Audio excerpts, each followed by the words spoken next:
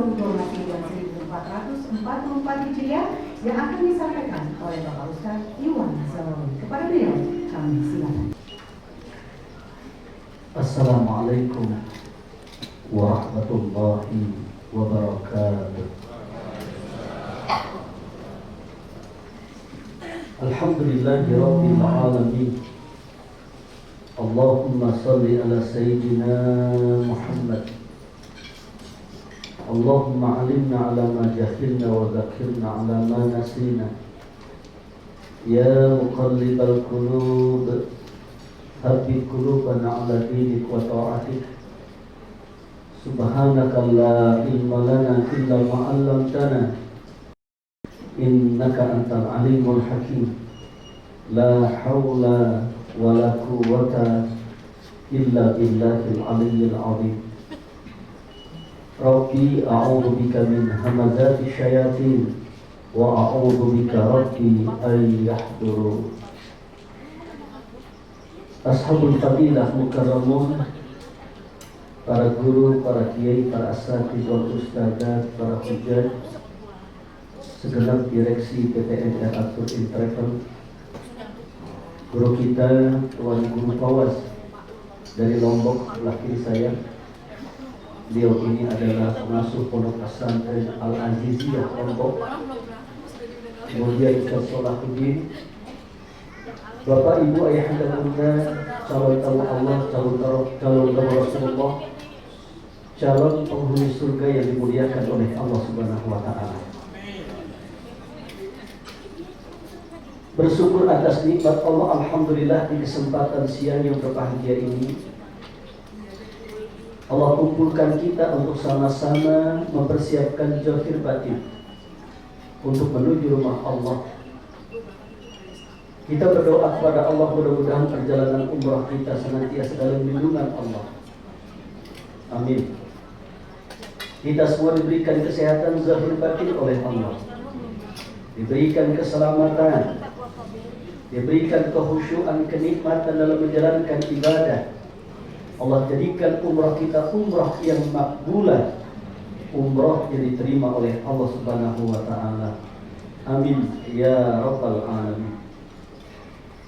Hadirin dan hadirat, calon tamu Allah, calon tamu Rasulullah yang dimuliakan oleh Allah. Mari sama-sama kita sebelum kita meneruskan materi manasik ini, kita membaca talbiyah. Mudah-mudahan talbiyah yang kita baca menambah kerinduan kita untuk terus bisa berziarah ke makam Rasulullah Sallallahu Alaihi Wasallam dan melaksanakan ibadah haji atau umrah di tanah suci. Bismillahirrahmanirrahim. Masih kurang kompak. Bismillahirrahmanirrahim. Labbaik Allahumma labbaik. Labbaik la syarika laka labbaik. Innal hamda wan ni'mata laka wal mulk la syarika lak. Labbaik Allahumma labbaik. Labbaik la syarika laka labbaik. Innal hamda wan ni'mata laka wal mulk la syarika lak. Allahumma salli ala sayyidina Muhammad wa ala ali sayyidina Muhammad. Allahumma inna nas'aluka ridhaka wal jannah wa na'udzu bika min sakhatika wan nar. Rabbana atina fid dunya hasanah wa fil akhirati hasanah wa qina adzaban nar. وأدخلنا الجنة مع الأبرار يا عزيز يا غفار يا رب العالمين. Hadirin dan hadirat, calon tamu Allah, calon tamu Rasulullah yang dimuliakan oleh Allah Subhanahu wa taala. Kita ingin setiap rangkaian ibadah kita diterima oleh Allah. Salat kita diterima oleh Allah, baca Quran kita diterima oleh Allah, istighfar, zikir, infak, sedekah kita diterima oleh Allah, umrah kita diterima oleh Allah. Para ulama mengajarkan, ketika ingin setiap rangkaian ibadah yang kita lakukan diterima oleh Allah, setidaknya harus memiliki 3 syarat. Yang pertama, hendaknya amal ibadah yang kita lakukan itu harus berdasarkan iman kepada Allah. Kenapa kita sholat? Karena kita beriman kepada Allah. Kenapa kita melaksanakan ibadah puasa di bulan suci Ramadan? Karena kita beriman kepada Allah. Kenapa kita mau memenuhi panggilan Allah?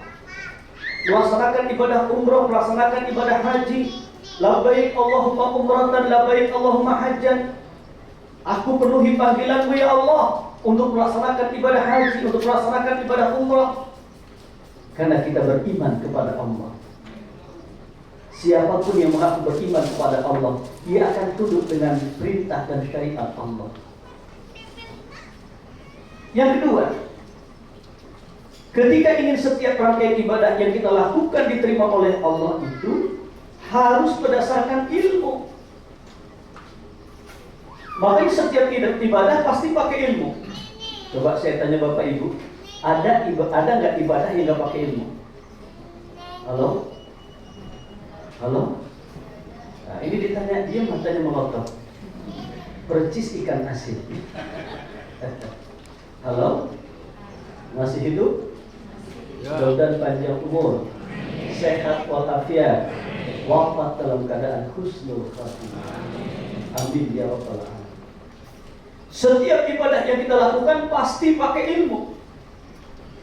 Salat pakai ilmu, baca Quran pakai ilmu, zakat pakai ilmu, saum puasa ilmu, umrah pakai ilmu.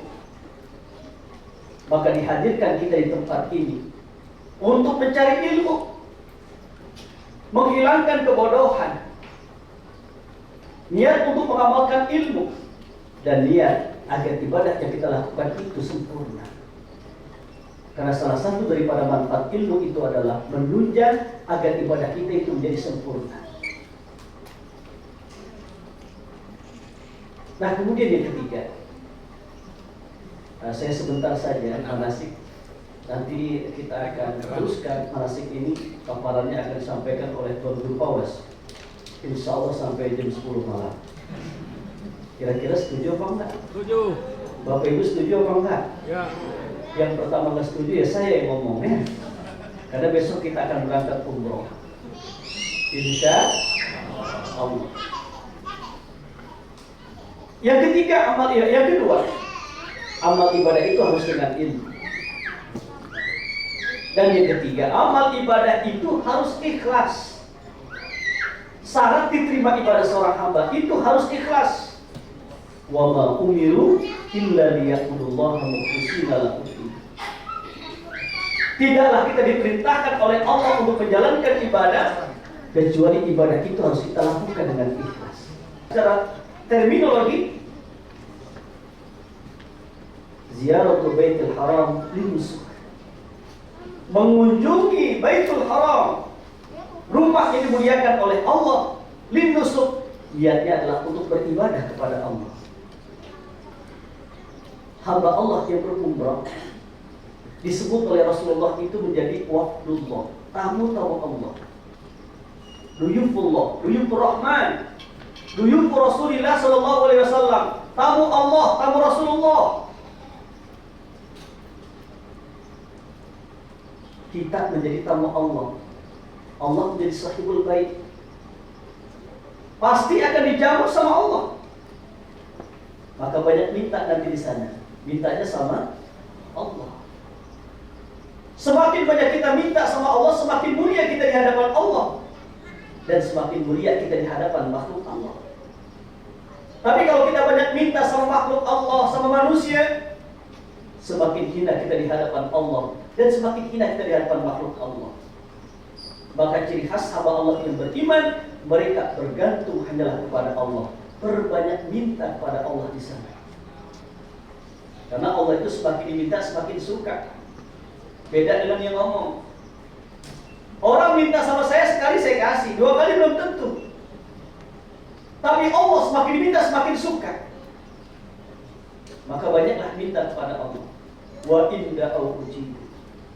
Jamuan yang kedua yang Allah berikan kepada kita sebagai hambanya, ketika kita dipanggil oleh Allah untuk menuju rumahnya, wa inda au ujibu. Doa-doa kita diijabah sama Allah. Perbanyak doa, perbanyak minta, perbanyak proposal kepada Allah, perbanyak permohonan kepada Allah. Mintalah kepada Allah sampai hajat dan keinginan kita diijabah oleh Allah.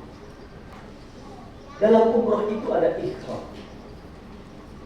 Dalam umrah itu ada ikhram. Bahkan itu menjadi rukun. Yang kalau saatnya kita tidak lakukan salah satu daripada rukun umrah itu, maka umrah kita nggak sah. Jadi dalam umrah itu yang pertama ada ikhram, yang kedua ada tawaf, yang ketiga ada sa'i, yang keempat adalah tahallul. Rukun umrah yang pertama adalah ikhram. Apa itu ikhram? Ikhram itu mempergunakan pakaian putih. Dan ikhram itu besar kaitannya dengan niat. Niat itu adalah merupakan fondasi awal untuk membangun sebuah ibadah. Diterima atau tidak, berkualitas atau tidak ritual ibadah yang kita lakukan bergantung dengan niatnya.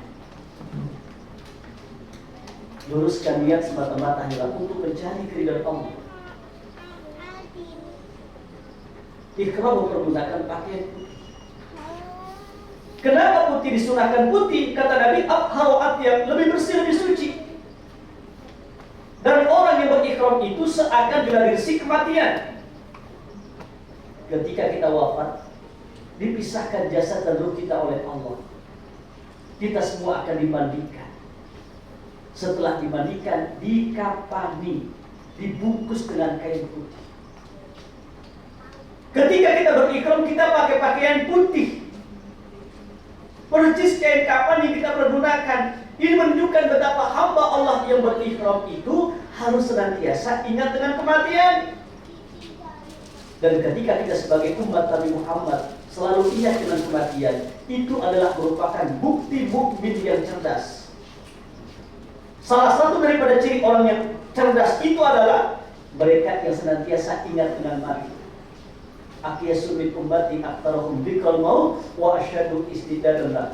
Yang paling pandai, yang paling cerdas, yang paling pintar di antara umatku adalah mereka yang paling banyak mengingat mati dan mempersiapkan hidup setelah mati.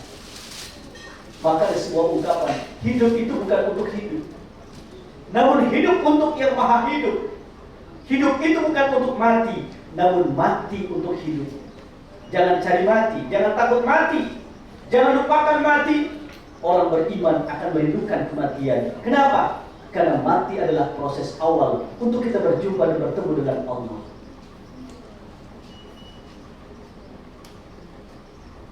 Kemudian dalam umrah itu ada tawaf. Tawaf. Apa itu tawaf? Tawaf itu mengelilingi Ka'bah sebanyak 7 kali putaran. Ka'bah itu simbol ketuhanan. Sementara ketika kita bertawaf itu adalah simbol aktivitas manusia.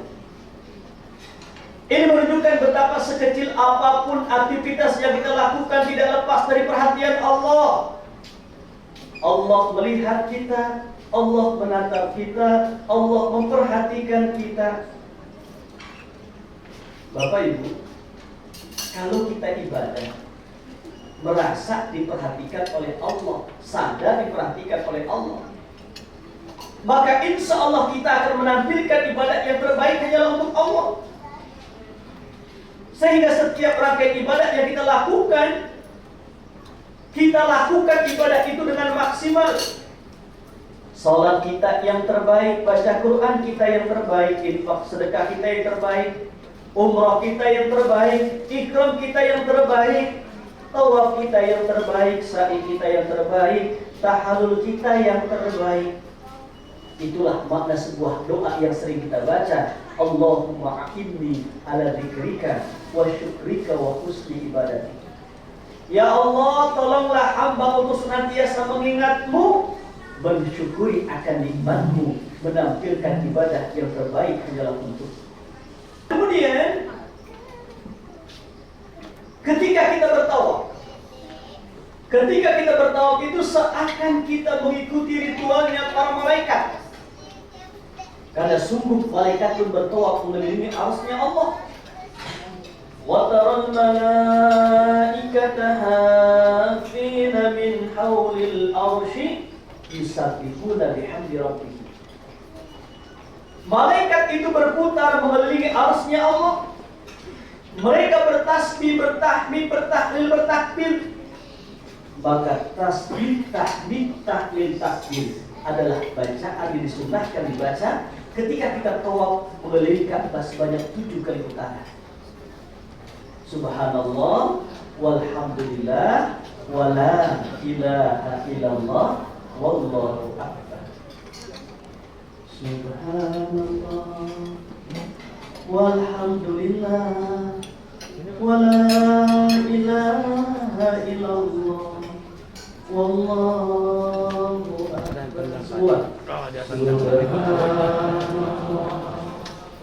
Walhamdulillah, wala ilaha illallah, wallahu akbar. Subhanallah, wala ilaha illallah, wallahu akbar. Bapak Ibu, tolong jawab. Ketika kita bikin dengan baik seperti itu, ingat siapa? Ingat siapa? Ingat Allah. Subhanallah, maha suci Allah. Ya Allah, sucikan aku dari dosa-dosa yang pernah aku lakukan dalam hidup ini. Walhamdulillah, ya Allah, tambah nikmat-Mu kepadaku. La ilaha illallah, ya Allah, kuatkan imanku, kokohkan tauhidku. Wallahu akbar. Allah yang maha besar. Allah itu maha besar. Kita semua kecil. Yang besar itu hanyalah Allah. Allahu akbar. Besarkan Allah, kecilkan nafsu. Besarkan Allah, kecilkan pangkat dan kedudukan. Besarkan Allah, kecilkan segala. Yang besar itu adalah Allah. Dan ketika kita bertawaf mengelilingi Ka'bah sebanyak 7 kali putaran, seakan kita bersatu padu dengan alam semesta ini bertawaf. Karena sungguh alam semesta ini bertawaf. Bulan mengelilingi bumi, bumi mengelilingi matahari, matahari mengelilingi pusat galaksi. Maka hamba Allah yang bertawaf siogianya, dia minta mohon kepada Allah, ya Allah, satukan jasadku dan ruhku bersama alam semesta ini untuk mengagungkan asma-Mu lewat zikir dan doa yang kami baca ketika tawaf. Insya Allah. Nah, kemudian dalam umrah itu ada sa'i, sa'ayas'a. Artinya usaha, ikhtiar. Dalam Islam itu ada 2 hal yang tidak dipisahkan antara satu dengan yang lain. Yang pertama adalah ikhtiar, yang kedua adalah doa. Tawakal. Tawakal itu adalah prosesi setelah kita berikhtiar semaksimal mungkin, doa semaksimal mungkin.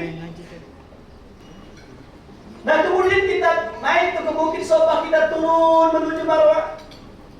Nanti kita akan melewati lampu berwarna hijau. Yang laki-laki disunahkan untuk berlari dari kecil. sambil membaca doa, Rabbighfir warham wa'fu wa taqarram wa tajawaz amma ta'lam innaka ta'lam ma la na'lam innaka antallah al-a'zul akbar. Sudah hafal semua? Halo? Sudah hafal semua? Kan besok mau berangkat umroh, masa belum hafal? Halo? Yang belum hafal tolong jangan dihafalkan ya. Biar ustadz aja yang hafal. Biar beda antara ustadz dengan jamaahnya. Ya, kalau nanti kita ketika naik pesawat atau pulang nanti dibaca-baca buku manasiknya. Ya, 9 jam kita terbang, ya di udara berbanyak baca-baca itu. Untuk persiapan kita menuju kesempurnaan umrah yang makbulah insyaallah. Nah, kemudian nanti kita naik ke Bukit Marwah. Dari Marwah kita turun menuju Sofa. Sofa Marwah 1 kali hitungan Marwah, Sofa 2 kali hitungan. Awal di Sofa berakhir di Marwah. Naik turun antara Sofa dan Marwah itu merupakan satu gambaran dalam hidup. Tidak selamanya kita di atas, pada satu saat kita akan di bawah. Tidak selamanya kita menjadi pejabat, satu saat kita akan menjadi rakyat yang biasa. Tidak selamanya kita muda, satu saat kita akan menjadi tua. Tidak selamanya kita hidup, satu saat kita akan wafat. Itulah roda kehidupan manusia digulirkan oleh Allah. Wa tilkal ayyamu nudawiluha bainan nas. Nah, kemudian yang terakhir, dalam umrah itu ada tahallul. Tahallul itu menggunting rambut minimal 3 helai rambut. Rambut yang kita gunting, rambut yang kita cukur, rambut yang kita jatuhkan di tempat yang disucikan oleh Allah, insya Allah akan menjadi saksi di hari kiamat kelak. Sebagai bukti tanda cinta kita kepada Allah, oleh karena kita mau memenuhi panggilan Allah. Labbaik Allahumma umratan. Aku penuhi panggilanmu ya Allah untuk melaksanakan ibadah umrah. Jadi rukun umrah itu adalah yang pertama ihram, yang kedua tawaf, yang ketiga sa'i, yang keempat tahallul, yang kelima adalah tertib. Umrah itu berihram, bertawaf, bersa'i, bertahallul. Ayo coba kita baca apa? Kita ingat bareng-bareng ya. Ya. Umrah itu berihram, bertawaf, bersa'i, bertahallul. Ya udah selesai. Ihram, tawaf, sa'i, tahallul. Nanti rincinya bagaimana? Ya akan dirinci oleh Tuan Guru Mawar. Namun sebelumnya saya akan menyampaikan. Ini ada 2 keberangkatan. Ya, ada 2 grup ya. Yang pertama landing Madinah, yang kedua landing Jeddah. Mohon maaf, yang landing Madinah siapa? Angkat tangannya. Ada berapa orang kira-kira angkat tangannya? Landing Madinah. Oh, landing Jeddah. Baik ya, sepertinya lebih banyak yang landing Madinah. Nah, sudah dapat buku kontrol ini semua dapat ya? Kartu kontrol. Yang landing Madinah besok take off pesawatnya jam berapa? Jam 15.20. Kemudian yang landing Jeddah jam 11.30. Ya, pagi dan sore. Yang landing Madinah, pastikan besok jam 10 itu sudah sampai di Bandara Internasional Terminal 3. Ya? Jam 10. Ya saking semangatnya mau ibadah gitu. Saya ingatnya jam 10 dari rumah gitu. Pastikan jam 12 sudah berada di Bandara Soekarno-Hatta Terminal 3. Ya, di depan rumah makan restoran Senayan. Ya, Sate Senayan. Di depannya Bapak Ibu, bukan di dalamnya. Kalau di dalamnya silahkan makan, bayar masing-masing. Ya. Nah, kita akan kumpul di situ. Nah, kemudian jangan lupa Ketika sudah masuk waktu zuhur, laksanakan sholat zuhur dan asar. 2 rakaat zuhur, 2 rakaat asar. Di jamak kosong takdim. Ya, laksanakan sholat zuhur 2 rakaat, sholat asar 2 rakaat. Insya Allah nanti kita akan take off jam 15.20. Jam setengah 4 kurang 10 menit.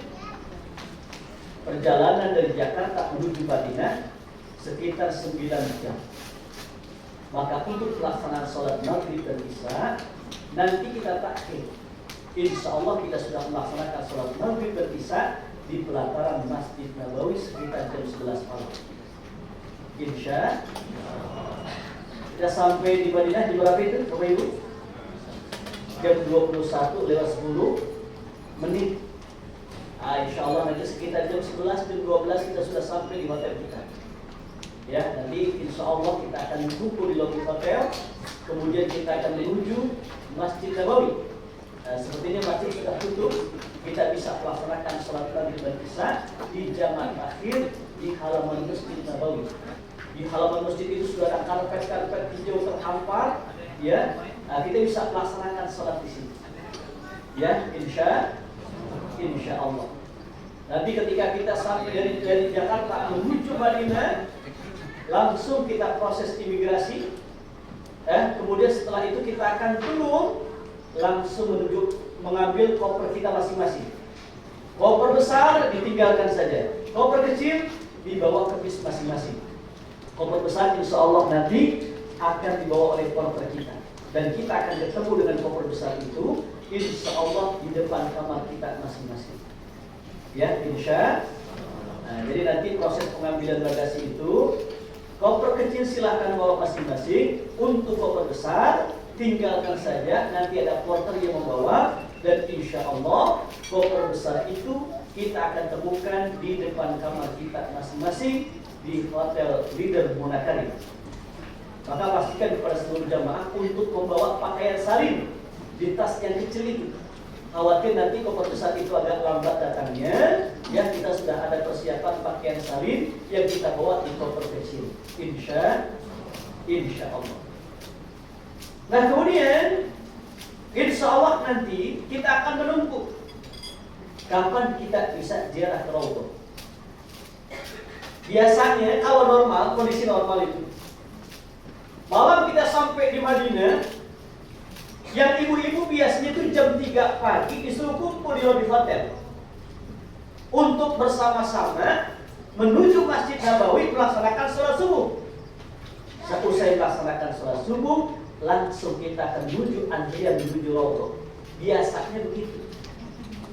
Cuma untuk bisa masuk ke dalam Raudhah itu kita harus menunggu tasrif dari pihak muassasah kapan kita bisa ke Raudhah. Ya kalau lancar tuh begitu biasanya. Sampai di Madinah, nanti jam 3 langsung kita kumpul, kemudian menuju Masjid Nabawi melaksanakan sholat asar berjamaah, ya, sholat subuh berjamaah, langsung kita menuju antrian menuju Raudhah. Laki-laki biasanya pada asar. Nah cuma kemarin waktu 1 bulan lalu yang saya kesana itu, ini mengalami keterlambatan. Ya, jadi kalau memang kita harus tidak sesuai dengan schedule yang ditetapkan yang dengan NRA, kita harus menunggu ya kepastiannya itu dari pihak muassasah. Jadi kemarin itu waktu bulan kemarin Bapak Ibu, saya itu ziarah ke Raudhahnya dapat jadwalnya itu malam Sabtu, besoknya ke Makkah. Jadi malam Sabtu baru dapat ya tasrenya jam 1 malam. Ya. Jadi jam setengah 12 kita sudah kumpul di lobi, kemudian menuju antrian menuju Raudhah. Ya, karena sekarang ini untuk bisa masuk ke dalam Raudhah itu harus mempergunakan taksi, perlu travel. Ya, jadi didaftarkan dulu, kemudian kapan kita mendapatkannya, ya kan, kapan jamnya, pagi, sore atau malam atau tengah malam kita nggak tahu. Ya, karena yang menentukan waktu itu adalah pihak muassasah. Maka mohon kepada seluruh jamaah, mohon pengertiannya. Kalau nanti kita agak lambat ya untuk bisa masuk ke dalam Raudhah, memang sudah diatur sedemikian rupa ya untuk ketertiban dan kerapihan serta kenyamanan ibadah ya di dalam Raudhah. Dan waktu yang diberikan ya ketika kita beribadah di Raudhah itu ya paling sekitar 15 menit 10 menit. Maka pergunakanlah waktu itu dengan sebaik-baiknya. Kalau pagi kita bisa laksanakan sholat duha, sholat hajat. Kalau malam kita bisa laksanakan sholat hajat. Ya, sholat tahiyatul masjid, sholat hajat. Kalau pagi kita bisa melaksanakan sholat tahiyatul masjid, sholat duha, laksanakan sholat hajat. Jangan lupa doa di Raudhah. Ma baina baiti wa mimbari raudhah min riyadil jannah. Antara rumahku dan mimbarku itu adalah merupakan taman dari taman surganya Allah Subhanahu wa taala. Ya, dan itu tempat yang sangat mustajab untuk kita berdoa. Maka nanti ketika kita sampai di Madinah, tolong perbanyak salawat. Sampaikan salam kepada Rasulullah sallallahu alaihi wasallam. Kemudian ketika kita bersalawat jangan lupa kita berdoa, ya Allah, dengan salawat yang aku baca, hamba mohon padamu ya Allah, berikan aku kekuatan untuk bisa menghidupkan sunnah baginda Nabi Muhammad. Ya Allah, dengan salawat yang aku baca, hamba mohon padamu ya Allah, takdirkan aku mendapatkan syafaat dari baginda Nabi Muhammad. Ya Allah, ya Rabbana, dengan salawat yang aku baca, hamba mohon padamu ya Allah, berikan kesempatan padaku, pada keluargaku, kepada saudara-saudaraku untuk bisa berziarah ke makam Rasulullah sallallahu alaihi wasallam. Ya Allah, dengan salawat yang aku baca, hamba mohon padamu ya Allah, masukkan aku ke dalam surgamu bersama baginda Nabi Muhammad sallallahu alaihi wasallam. Insya bagaimana pelaksanaan niat ya, yang dari Madinah nanti mikotnya di mana, kemudian yang dari Mekah ada landing di Jeddah, mikotnya di mana, nanti akan disampaikan oleh guru kita Ustaz Atuan Guru Awas Mustafa Umar ya, kepada beliau. Saya persilahkan. Bismillahirrahmanirrahim. Assalamualaikum warahmatullahi wabarakatuh. Alhamdulillah wa kafa, wa salatu wassalamu ala asyrafil anbiya'i wal mursalin Sayyidina Muhammadin wa ala alihi wa ashabihi ajma'in. Subhanaka la ilma lana illa ma 'allamtana innaka antal alimul hakim. Rabbi shrah li sadri wa yassir li amri wahlul 'uqdatam min lisani yafqahu qawli, amma ba'du. Yang kita sama-sama muliakan Akhil Karim Kiai Iwan Zawawi, pimpinan Pondok Pesantren Darul Mukhlisin Depok, yang kita sama-sama muliakan yaitu Al-Ustaz Samsur Riyadi Darwis, jamaah umroh yang dirahmati oleh Allah Subhanahu wa taala. Alhamdulillah wa syukurillah, kita bersama-sama selalu melafazkan kalimat syukur kepada Allah Subhanahu wa taala yang telah memberikan kepada kita bermacam-macam nikmatnya. Nikmat yang kita rasakan sampai siang hari ini adalah nikmat iman, nikmat Islam, dan nikmat kesehatan, sehingga kita dapat berkumpul di tempat ini, yaitu dalam rangka manasikul umrah. Salawat serta salam tak lupa kita haturkan kepada junjungan kita Nabi besar Muhammad sallallahu alaihi wasallam. Bapak-bapak, ibu yang dirahmati Allah Subhanahu wa taala, tadi sudah disampaikan oleh Al-Mukarram yaitu Kiai Iwan secara detail dari awal sampai akhir. Sebenarnya sudah cukup ya Bapak Ibu yang telah disampaikan sama beliau untuk manasik umrahnya. Ya, tapi ini ada yang sangat penting yang perlu saya sampaikan tentang mengenai masalah, yaitu adabul musafiri lil haji wal umrah. Adabnya, etikanya orang musafir karena melaksanakan ibadah umrah maupun ibadah haji. Ini sangat penting kita ketahui sebelum kita berangkat menuju ke Mekah maupun Madinah Al-Munawwarah. Karena di sini untuk pemberangkatan itu ada yang landing Mekah, ada yang landing Madinah. Dan insya Allah yang landing di Mekah, insya Allah saya sendiri akan membimbing, dan yang akan landing di Madinah, insya Allah Kiai Iwan yang akan membimbing. Nah, jadi untuk yang pemberangkatan landing Jeddah, insya Allah kita langsung melaksanakan ibadah umrah. Nah, insya Allah nanti gimana Kaifiat-kaifiatnya nanti saya akan sampaikan. Terlebih dahulu saya akan menyampaikan adabul musafir lil haji wal umrah. Bagaimana adabnya, etikanya orang musafir ketika melaksanakan ibadah haji dan ibadah umrah. Ini sesuai dengan tuntunan Rasulullah SAW. Yang pertama, Bapak Ibu, adalah an-niyatul ikhlas lillahi ta'ala. Tanamkan niat ikhlas semata-mata karena Allah SWT. Bapak Ibu baru mulai mendaftarkan diri sebagai tamu Allah, sebagai jamaah umrah, niatkan semata-mata karena Allah SWT. Jangan meniatkan karena itu dan karena ini, lillahi ta'ala. Karena kalau tanpa lillahi ta'ala, maka ibadah amal kita tidak diterima oleh Allah SWT. Oleh karena itulah Bapak Ibu, mulai dari sekarang kita niat lillahi ta'ala. Apapun ibadah kalau kita kerjakan harus dengan lillahi ta'ala. Kita melaksanakan ibadah salat lillahi ta'ala, kita melaksanakan puasa lillahi ta'ala, melaksanakan haji maupun umrah lillahi ta'ala, semata-mata karena Allah SWT. Sebagaimana disebutkan dalam Al-Quranul Karim, wa ma umiru illa liya'budullaha mukhlishina lahuddin. Dan tiadalah aku perintahkan kepada kamu sekalian untuk menyembah Allah dengan ikhlas semata-mata karena Allah Subhanahu wa taala. Dan di dalam hadis Rasulullah SAW menyebutkan juga innamal a'malu binniyat. Segala perbuatan itu disertai dengan niat kita. Kalau ibadah umrah niat kita lillahi ta'ala, insya Allah ibadah umrah kita menjadi makbul, diterima oleh Allah SWT dan diberikan gelar oleh Rasulullah SAW, yaitu dengan mabrur.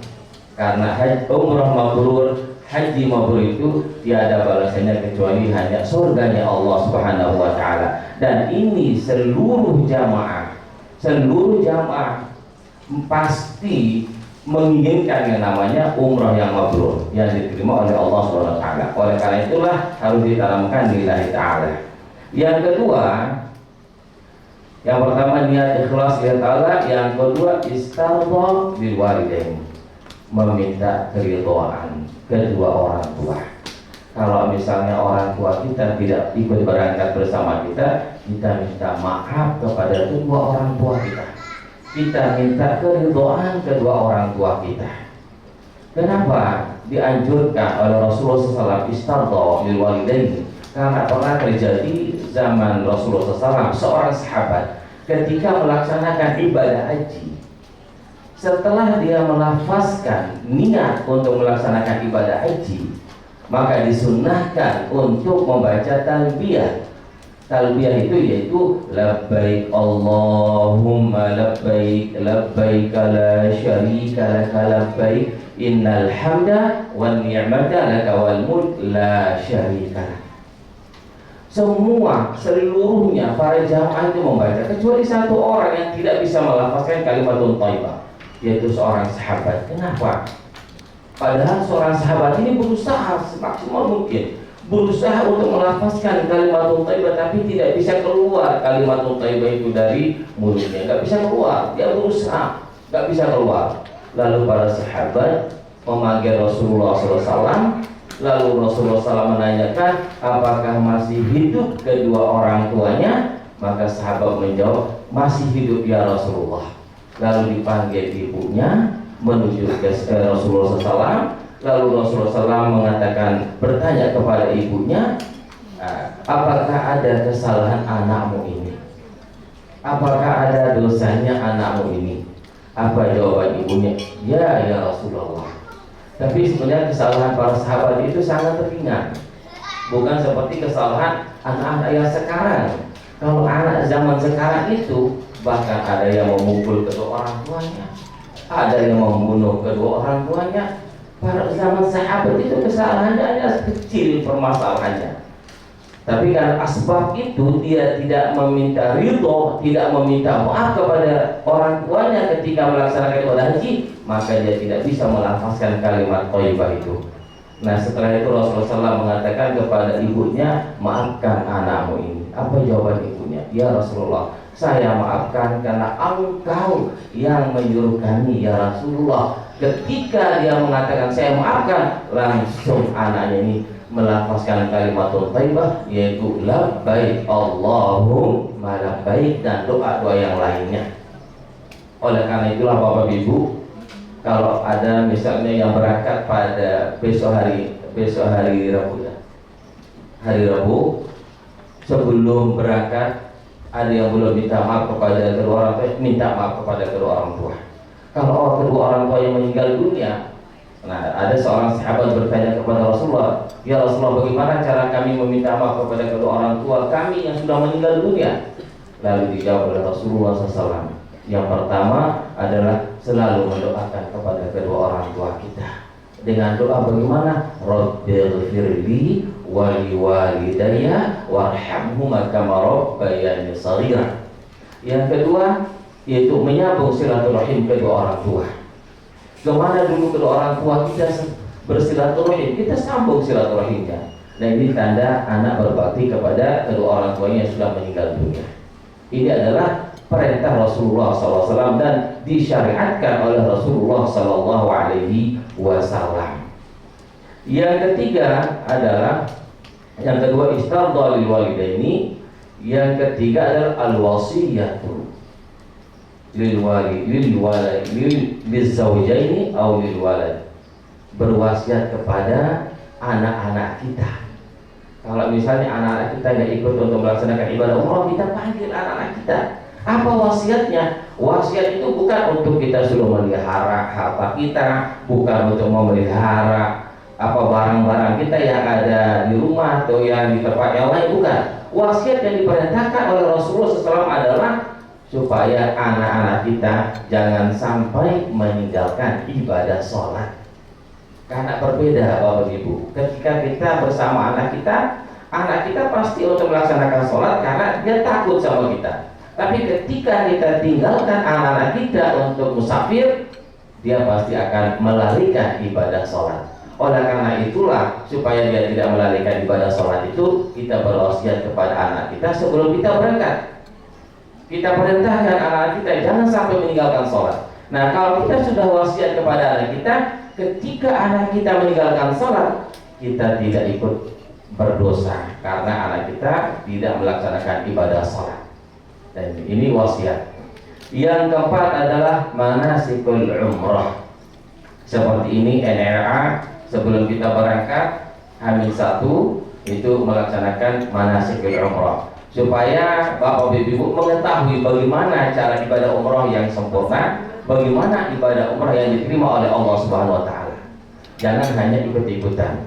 Jadi ibadah umrah itu dipelajari sebelum berangkat seperti ini. Jadi ilmu itu hukumnya wajib untuk mempelajari ilmu.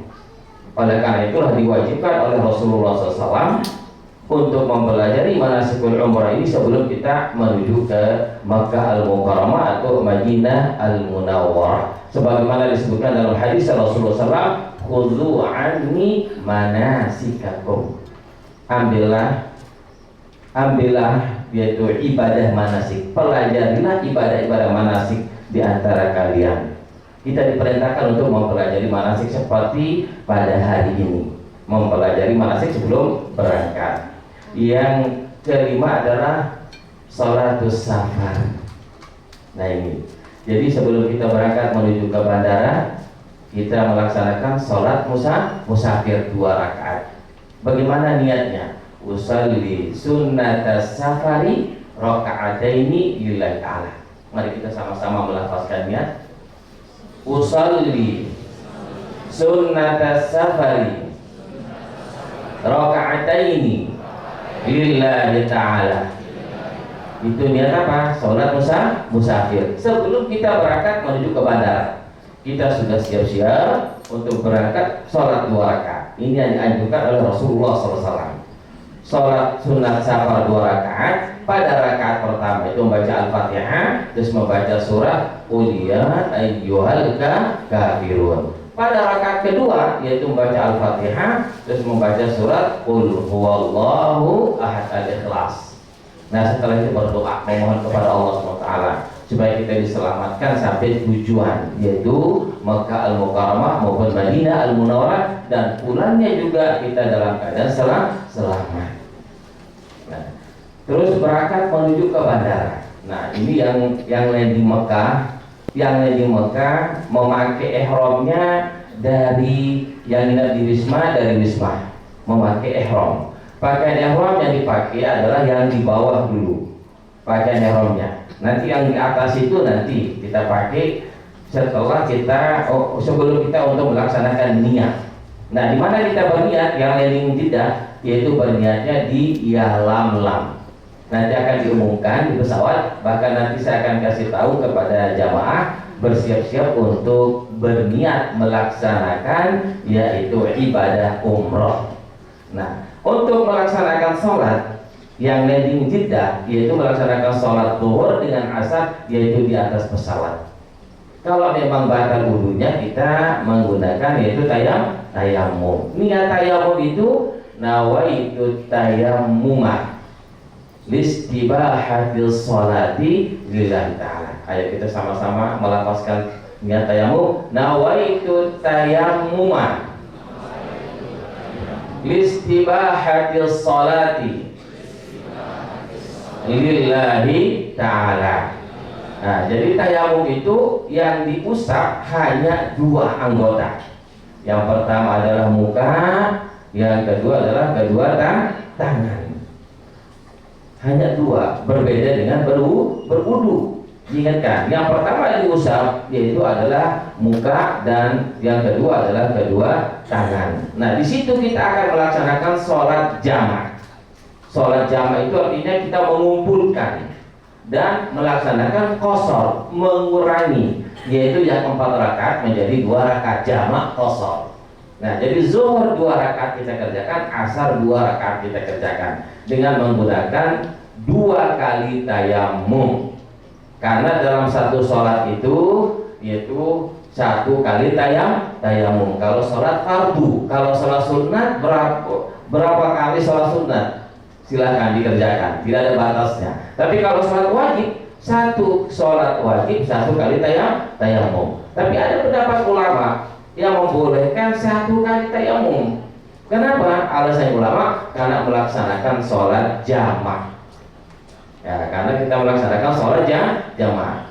Nah, nanti tergantung bapak-bapak ibu mau mengambil yang pendapat 1 kali tayamum, silakan, ada dasarnya. Mau ngambil pendapat yang 2 kali tayamum juga boleh. Nah, melaksanakan sholat di atas pesawat itu seperti biasa, kita duduk tidak menghadap kiblat. Ya, tidak menghadap kiblat. Bagaimana cara kita menghadap kiblat? Nggak bisa, kecuali kalau ada musalahnya dalam keadaan duduk. Oleh karena itulah ada 2 pendapat ulama. Ada pendapat ulama yang memberikan hukum bahwa wajib kita ulangi nanti sholat kita. Tapi sebagian ulama tidak wajib. Nah, bapak-bapak, ibu-ibu, gimana tergantung bapak ibu mau ngambil pendapat yang menggantikan nanti silakan ganti. Kalau mau mengambil pendapat yang tidak wajib diganti silakan. Ada 2 pendapat. Nah, ini jadi 2 pendapat ulama. Kita ikuti kalau misalnya yang tidak wajib diganti, ya ikuti pendapat yang menghukum sah sholat kita, tidak wajib diganti. Tapi kalau kita mengikuti pendapat ulama yang wajib diganti, silakan. Nah, itu ini ada 2 pendapat ulama. Jadi di atas pesawat kita sholat seperti biasa, yaitu dalam keadaan wudu. Ketika ruku biasa agak rendah sedikit ya rukunya. Terus ketika sujud lebih rendah lagi daripada ruku kita, yaitu 2 rakaat kita kerjakan. Sholat zuhur 2 rakaat, sholat asar 2 rakaat. Nah, mungkin insya Allah kita akan sampai di Madinah, di Jeddah itu sekitar jam 4 kalau tidak salah. Nanti kita sibuk di situ. Nah, niatnya yang landing Jeddah yaitu berniat untuk melaksanakan ibadah umrahnya di Yalamlam. Nanti di pesawat ada pengumuman ya, ada pengumuman di situ. Kalau kita mau sampai di Yalamlam, bersiap-siap untuk memakai pakaian ihram yang di atas. Nah, kalau dari sini kita berangkat memakai baju batik NRA atau MKU yang diberikan oleh NRA, itu kita pakai. Bawahannya pakai ihram dan pakai celana, karena larangan itu belum berlaku. pakai celana. Boleh. Nanti ketika di atas pesawat sudah kita akan nyampe di alam lam, nanti dibuka semuanya pakaian-pakaian yang berjahit, hanya 2 helai ihram yang dipakai, yaitu bawah sama atas. Nah, di atas pesawat ketika kita akan mau nyampe di alam lam, di situ kita akan meniat melafazkan niat, yaitu lafaznya nawaitul umrata wa ahramtu biha lillahi ta'ala. Mari kita sama-sama untuk melafazkannya, Bapak Ibu. Nawaitul umrata wa ahramtu biha lillahi ta'ala, atau dengan lafaz lain labbaik Allahumma umratan lillahi ta'ala. Nah, kalau sudah kita berniat, larangan-larangan ihram berlaku. Hati-hati Bapak Ibu. Larangan-larangan ihram berlaku. Apa larangan-larangan ihram itu? Kita tidak boleh mencabut rambut apapun, nggak boleh dicabut.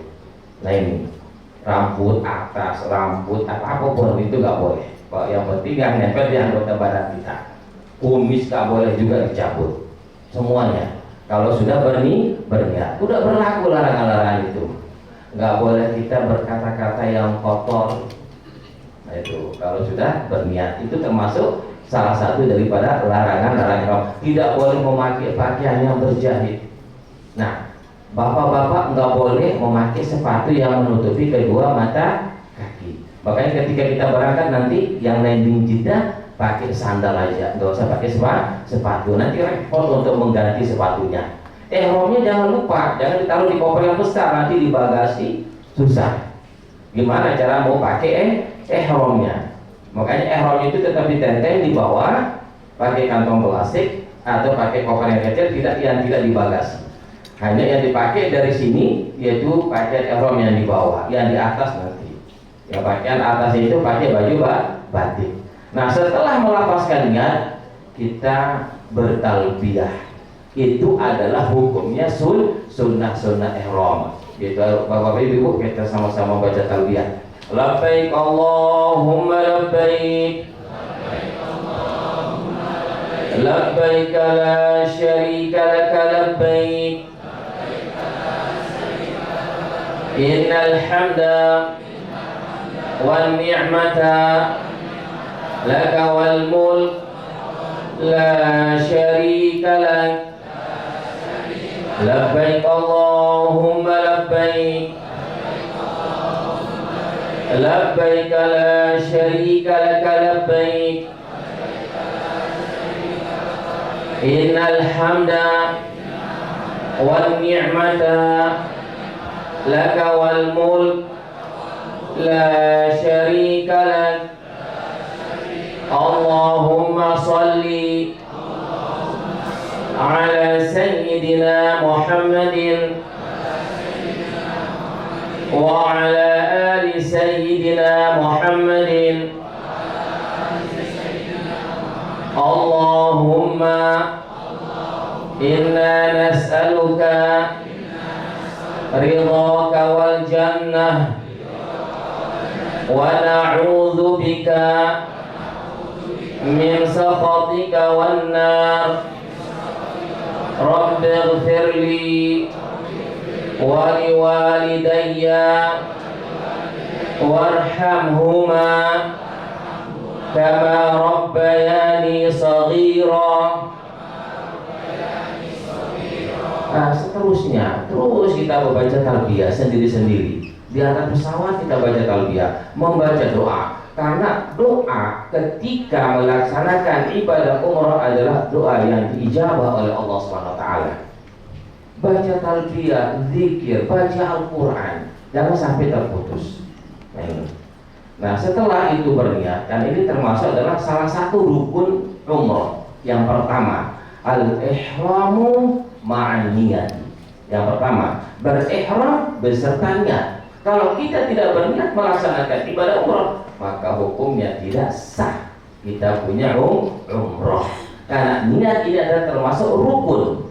Kalau ditinggalkan salah satu rukun umrahnya itu, maka hukum umrah kita tidak sah. Sama halnya dengan rukun ibadah haji.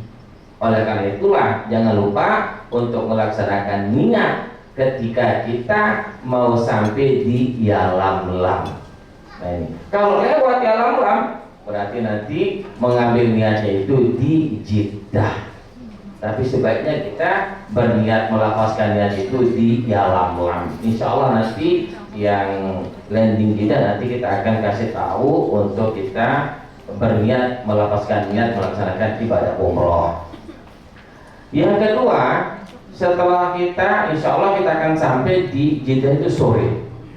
Ya kita lama kadang-kadang proses di imigrasi, kadang-kadang berjam-jam di imigrasi kita, tergantung di situ. Nah sampai mungkin nanti di Mekahnya itu malam. Ketika sampai di Mekah malam, terus kita akan langsung melaksanakan rukun umrah yang kedua. Apa rukun umrah yang kedua? Yaitu melaksanakan tawaf. Melaksanakan tawaf berapa kali keliling? Melaksanakan tawaf berapa kali putaran? 7 kali putaran. Kita mulai dari mana? Hajar Aswad. Apakah kita berniat ketika melaksanakan ibadah umrah di Hajar Aswad? Tidak berniat. Sudah cukup dengan niat ketika melaksanakan ibadah umrah di atas pesawat. Tapi kalau menurut Imam Syafi'i disunnahkan untuk berniat. Kalau menurut Imam Syafi'i berniat melaksanakan tawaf umrah 7 kali keliling karena Allah Subhanahu wa ta'ala. 1 kali putaran mulai dari Hajar Aswad. Itu bacaan doa itu tidak ada ketentuan dari Rasulullah SAW. Diharuskan baca doa ini, harus baca ini, tidak ada ketentuan dari Rasulullah SAW. Doa apapun dibaca. Nanti kita akan pimpin Bapak Ibu, dipimpin untuk baca doanya ketika tawaf. Nah ketika headsetnya tidak kedengeran, mungkin karena rusak, Bapak Ibu jangan diam, baca apapun, dibaca zikir silakan. Salah satunya yang dianjurkan adalah Subhanallah walhamdulillah wala ilaha illallah wallahu akbar. Seterusnya baca Subhanallah walhamdulillah wala ilaha illallah wallahu akbar. Ketika kita sampai di rukun Yamani, nah baru ini disunnahkan membaca doa oleh Rasulullah SAW. Ketika sampai di rukun Yamani, antara rukun Yamani dengan Hajar Aswad, disunahkan membaca doa yaitu Rabbana atina fid dunya hasanah wa fil akhirati hasanah wa qina adzabannar wa adkhilna jannata ma'al abrar ya aziz ya ghafar ya rabbal alamin. Masih ada waktu sebelum kita sampai di Hajar Aswad, silakan diniatkan apa yang dihajatkan. Karena di situ tempat doa diijabah oleh Allah SWT.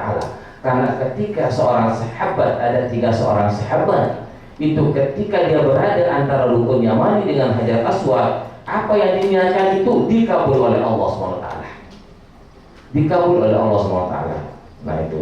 Jadi seperti tadi yang dikata, yang disebutkan sama Kiai Iwan, tapi ada satu jangan diniatkan untuk bapak-bapak, untuk mau nambah jangan, bahaya nanti dikabul oleh Allah SWT. Jadi niatkan selain yang salah itu ya Kiai. Nah itu. Jadi diniatkan ketika antara rukun Yamani dengan Hajar Aswad. Karena ada 3 seorang sahabat, ketika dia niatkan apa yang dihajatkan, dikabul, diterima oleh Allah SWT. Ini 1 putaran. Putaran kedua sama juga, bacaannya ada nanti dibaca yang diberikan oleh NRA, akan dipimpin oleh ustadznya. Sampai dengan istilah ketika berada rukun Yamani, kita hanya mengucapkan Bismillah Allahu Akbar, tapi kita tidak mengucap. Nah itu, ketika berada di rukun Yamani, Bismillah Allahu Akbar, Allahu Akbar, Allahu Akbar, diucap. Tapi jangan terlalu besar suaranya, hanya kita sendiri yang mendengarkan. Nah ini kenapa? Ini gantian daripada mencium Hajar Aswad, karena kita tidak memungkinkan untuk mencium Hajar Aswad. Karena ada sebagian jamaah kadang-kadang seakan-akan wajib hukumnya mencium Hajar Aswad, sampai memaksakan diri untuk mencium Hajar Aswad. Mencium Hajar Aswad itu adalah hukumnya sunnah, bukan hukumnya wajib. Itu pun sunnahnya itu kalau memang ada waktu memungkinkan untuk kita mendapatkan mencium Hajar Aswad. Jangan sampai kita menyakiti orang. Dan sekarang hati-hati Bapak Ibu, mau mencium Hajar Aswad itu ada jokinya. nanti ditawarin mau macam-macam rasa, terus bapak itu mau dibimbing sama dia, setelah itu dimintain duit. Bukan si ikhlasnya, nanti ditentuin 1.000 rial, ada yang minta 500 rial. Nah itu, nah jangan mau kalau ditawarin. Nah bapak bibiku kalau mau melaksanakan ibadah sholat di pelataran haram Ka'bah itu harus memakai pakaian ihram. Itu aturannya, harus memakai pakaian ihram. Kalau bapak-bapak memakai pakaian ihram itu bagaimana hukumnya? Boleh nggak? Boleh, yang penting kita jangan bohong. Ketika kita ditanya sama petugas yang jaga mau masuk ke pelataran Ka'bah, nah itu jangan kita jawab. Kalau ditanya umrah, iya umrah, berarti kita bohong, salah. Kalau kita udah diam aja, tapi insya Allah nggak pernah ditanya. Ketika kita memakai pakaian ihram, masuk aja. Kalau mau sholat di depan Ka'bah, nah itu kan aturan baru sekarang. Kalau dulu bebas, siapapun yang mau melaksanakan sholat di situ boleh. Nah terus sampai selesai putaran yang ke-7, setelah itu kita melaksanakan sholat sunat tawaf. Sholat sunat tawaf itu masing-masing, bukan berjamaah. Itu adalah hukumnya sunnah. Sholat sunat tawaf itu disunnahkan, dianjurkan oleh Rasulullah SAW, yaitu di Multazam, di Hijr Ismail, di Maqam Ibrahim, tapi tidak memungkinkan. Nanti tergantung pembimbingnya, ustadznya, di mana tempatnya untuk melaksanakan sholat sunnah. Sholat sunnah tawaf itu 2 rakaat. Niatnya usalli sunnat tawafi raka'ataini lillahi ta'ala. Saya berniat melaksanakan sholat sunnah tawaf 2 rakaat karena Allah SWT. Bacaannya itu yang pertama adalah surat Al-Fatihah, terus ayatnya surat yaitu Al-Kafirun, Qul ya ayyuhal kafirun. Rakaat kedua Al-Fatihah dengan Qul huwallahu ahad. Setelah itu baru kita berdoa sendiri-sendiri. Nah baru kita akan menuju ke sa'i. Sa'i rukun umrah yang keberapa? Yang ketiga. Belum selesai ini umrahnya. Kita menuju ke Safa, di situ kita melafazkan niat bersama ustadz-ustadznya. Nah setelah itu dari Safa menuju ke Marwah 1 kali putaran, dari Marwah ke Safa 2 kali. Kita selesai di mana? Yaitu di Marwah. Nah di Marwah kita berdoa, baru kita akan melaksanakan rukun umrah yang keempat, yaitu tahallul. Tahallul itu artinya mencukur rambut atau menjadi halal. Larangan-larangan itu tadi tidak berlaku lagi kalau sudah kita tahallul. Sekurang-kurangnya 3 helai rambut hukumnya sah. Tapi yang paling afdol mencukur rambut itu adalah kita botakin, habisin semua rambut kepala kita. Kenapa itu lebih afdol? Karena kita didoain oleh Rasulullah SAW. 3 kali doa Rasulullah SAW kepada orang yang tahallul, yang menghabiskan rambutnya itu, membotakin rambutnya dengan doa apa? Allahumma ighfir lil muhalliqin, Allahumma ighfir lil muhalliqin, Allahumma ighfir lil muhalliqin. Artinya apa? Ya Allah, ampunilah dosa-dosa orang yang bertahallul dengan menghabiskan rambutnya, yang membotakin rambutnya. 3 kali doa Rasulullah. Nah, kapan lagi kita didoain oleh Rasulullah SAW kalau kita tidak botakin rambut kepala kita? Nah, ini sayang sekali, apalagi bagi bapak ibu yang pertama kali umroh, nggak pernah sama sekali umroh. Kalau pertama kali umroh, sebaiknya dihabisin, dibotakin, karena 3 kali doa Rasulullah. Nah, bagi orang yang mencukur saja sekali didoain Rasulullah. Tapi kenapa didoain? Karena ada sahabat yang bertanya. Kalau nggak ada sahabat yang bertanya, nggak mungkin didoain oleh Rasulullah. Apa kata sahabat? Wa kaifa al-muqassirin ya Rasul. Bagaimana orang hanya mencukur rambutnya baru didoain oleh Rasulullah? Allahumma ighfir lil muqassirin. 1 kali didoain oleh Rasulullah. Karena asbabnya didoain itu karena ada sahabat yang bertanya. Kalau sahabat tidak ada yang bertanya, tidak mungkin didoain oleh Rasulullah. Hanya yang didoain oleh Rasulullah adalah orang yang menghabisi rambutnya ketika tahallul. Nah, kalau sudah tahallul, udah selesai pelaksanaan ibadah umroh yang pertama. Nah ini baru kita akan melaksanakan ibadah umroh yang kedua. Nah, ibadah umroh yang kedua, nah ini bapak ibu kalau mau melaksanakan badal umroh. Nah, jadi melaksanakan badal umroh, kalau sebaiknya jangan bapak ibu yang mengerjakan untuk pada umur keluarganya, karena untuk yang kedua itu niatkan untuk diri sendiri untuk menyempurnakan yang pertama. Tetapi kalau sudah sering melaksanakan ibadah umroh nggak apa-apa untuk melaksanakan badal umroh untuk keluarganya atau untuk kedua orang tuanya. Karena untuk kedua orang tuanya, orang meninggal itu haus untuk diberikan amal ibadah oleh anak-anaknya. Itu adalah tanda-tanda anak yang berbakti, yang taat kepada kedua orang tuanya. Nah itu, sekalipun orang tua kita sudah berhaji, sekalipun sudah melaksanakan ibadah umroh, mohon maaf bapak ibu, orang tua saya alhamdulillah udah lama tinggal di Mekah, tapi kalau setiap saya umroh, tetap saya akan melaksanakan badal kepada orang tua. Sekalipun orang tua udah sering berapa kali udah melaksanakan ibadah haji, bahkan tinggalnya mungkin kurang lebih 30 tahun di Mekah.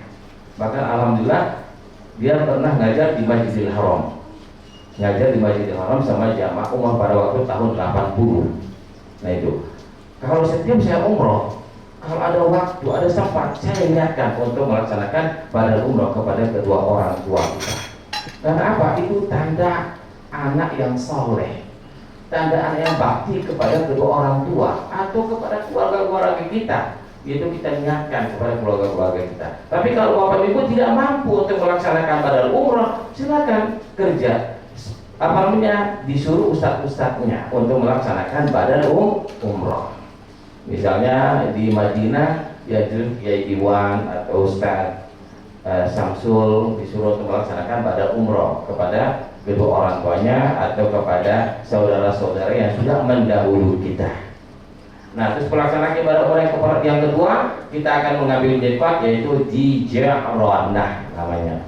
Sekaligus kita akan city tour. City tour yang pertama adalah Jabal Sur.